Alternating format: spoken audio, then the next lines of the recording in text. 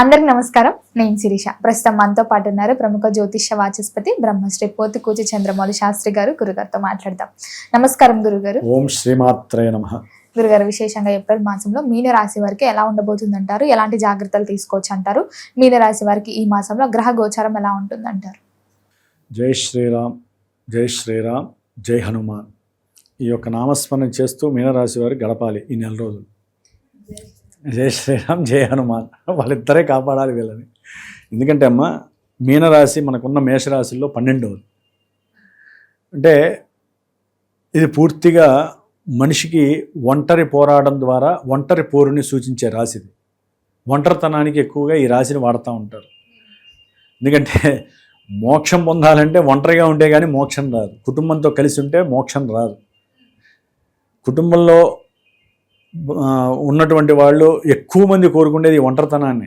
పెళ్ళి కాకముందు ఒకలా ఉంటారు, పెళ్ళైన తర్వాత నాకు ఒంటరితనం కావాలని కోరుకునే వాళ్ళు చాలామంది ఉన్నారు. వాళ్ళకి ఇది ఒక పరీక్షా సమయం. ఈ నెల రోజులు అరే నాయన నెత్తి మీద శని కూర్చొని ఏడుస్తున్నాను, ఏలినాడు శని అని బాధపడుతున్నారు మీనరాశి. దాని ద్వారా కుజుడు వచ్చి కూర్చుంటున్నాడు. అంటే ఇంకా శని భగవానుడు ఏంటంటే అమ్మ, ఒరే నాయన నువ్వు అనుభవిస్తావని చెబుతాడు. కుజుడు వచ్చి డైరెక్ట్గా అనుభవింపజేసేస్తాడు.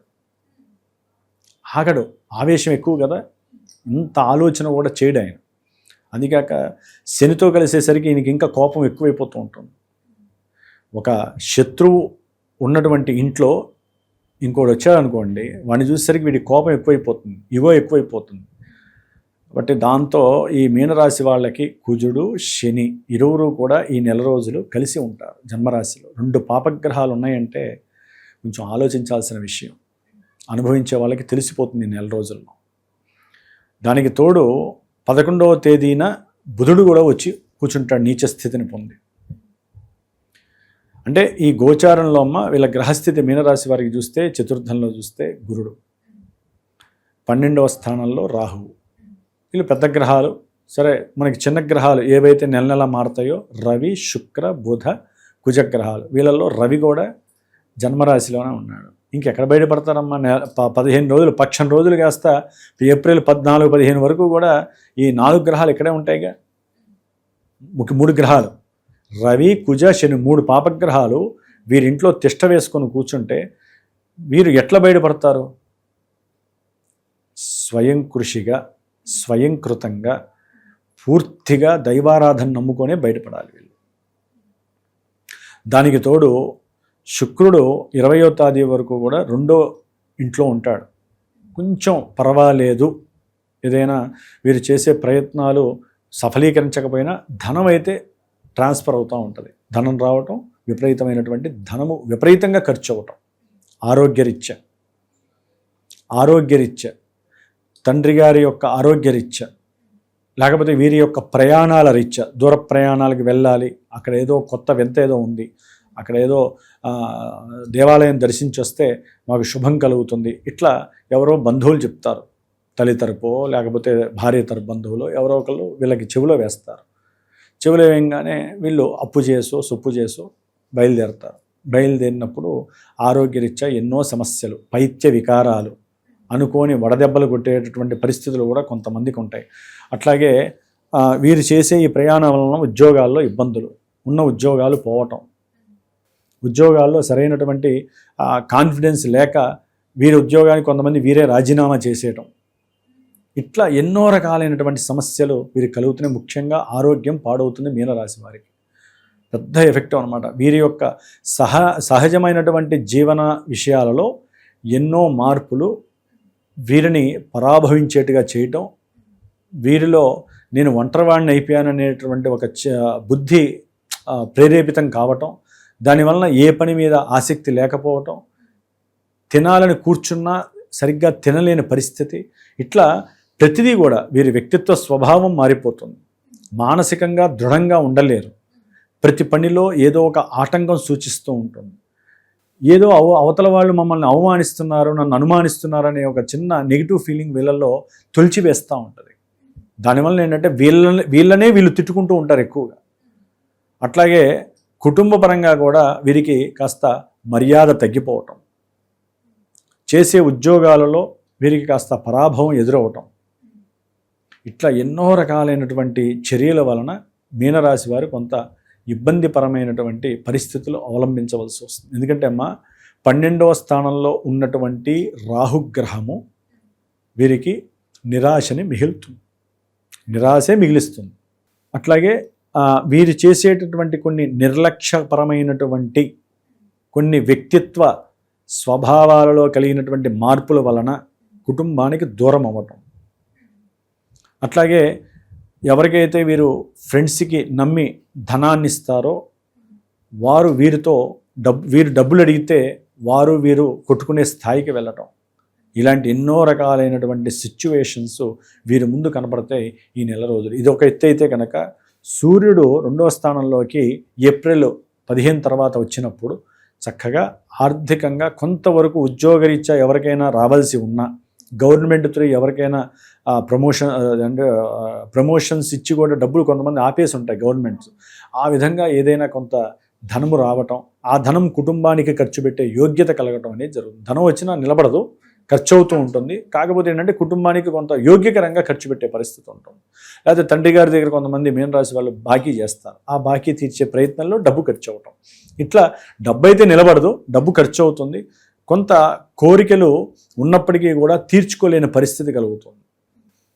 అట్లాగే ఆరోగ్యరీత్యా కుటుంబరీత్యా అయ్యేటటువంటి ఖర్చుకి నాకు ఇంత డబ్బు వస్తున్నా దేనికి అనేటటువంటి ఒక పరధ్యాసయుక్తమైనటువంటి ఆలోచనలు వీరిని ఎదగనీయకుండా చేస్తూ ఉంటాయి. ముఖ్యంగా అమ్మ చతుర్థంలో ఉన్నటువంటి గురువు విద్యార్థుల యొక్క చదువు మీద కాస్త ఎఫెక్టివ్ నేచర్ ఎక్కువ కలుగుతుంది. ప్రయాణాలందు కాస్త ఆటంకాలు, కొన్ని ప్రయాణాలకు సంబంధించినటువంటి ప్రమాదాలు జరగడానికి అవకాశం ఉంది. జాగ్రత్తగా వీరు ఏదైనా ప్రయాణం ఆచరించే ముందు హనుమాన్ చాలీసాని చదువుకొని ముందుకు వెళ్ళాలి. పెట్టుబడులు పెట్టచ్చు అంటారా ఈ మాసంలో? అసలు పెట్టుబడులకి సరైనటువంటి సమయమే కాదమ్మా. అసలు దాని గురించి ఆలోచన కూడా వదిలేయాలి. ఓ పక్క జన్మరాశిలో కుంపటి రాజేసుకుని కూర్చుంటే గ్రహాలన్నీ వీళ్ళు పెట్టుబడులు ఏంటి అసలు ఉన్న పరిస్థితులే అర్థం కాని పరిస్థితి. ఈ నెల రోజులు ఎట్లా గడుస్తున్నా నాయన అనేటట్టుగా ఉండాలి మీనరాశి వాళ్ళు. ఎందుకంటే అమ్మ శుక్రగ్రహ బలం అనేటటువంటిది అనుకూలంగా ఉంటుంది. చేసే కార్యాలయందు ఈ నెల రోజుల్లో కూడా ఆర్థికంగా బాగుంటుంది. కుటుంబపరంగా కొంత మర్యాదపూర్వకమైన కొన్ని విషయాలు కూడా శుక్రుడు ఇస్తూ ఉంటాడు.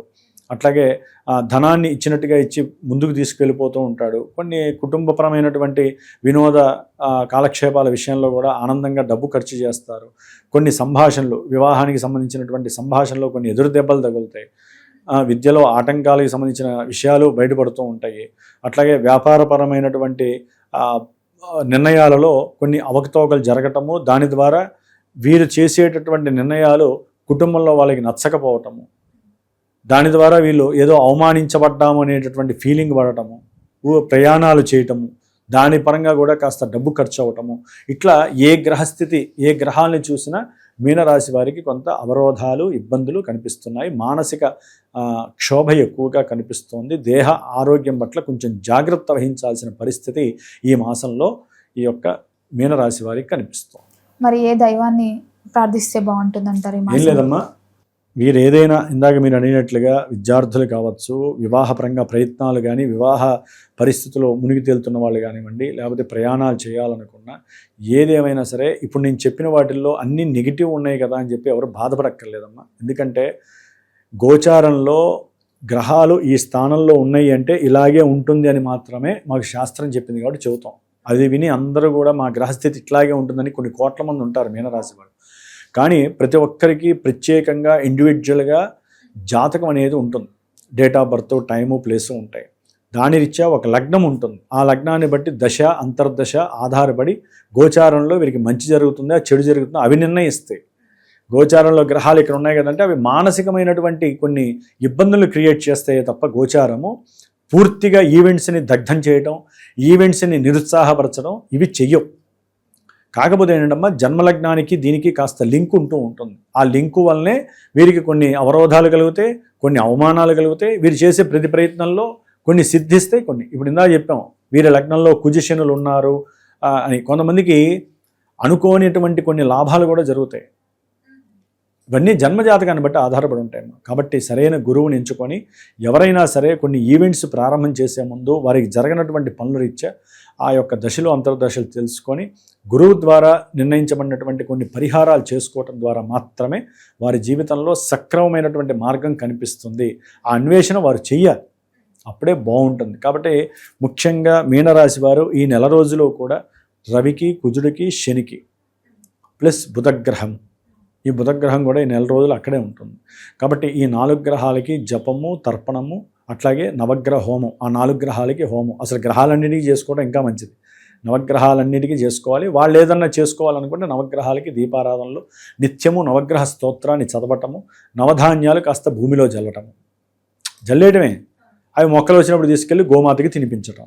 దీని ద్వారా ఏంటంటే కాస్త ఉపశమనం కలుగుతుంది, అంతే. పూర్తిగా వారికి ఉన్న బాధలైతే తొలిగిపోవు కానీ ఉపశమనం కలుగుతుంది. గురుగారు, మొత్తం మీద ఈ మాసంలో మీనరాశి వారికి ఎలా ఉండబోతుంది, ఎలాంటి జాగ్రత్తలు తీసుకోవాలో తెలియజేసినందుకు ధన్యవాదాలండి. శుభమస్తు.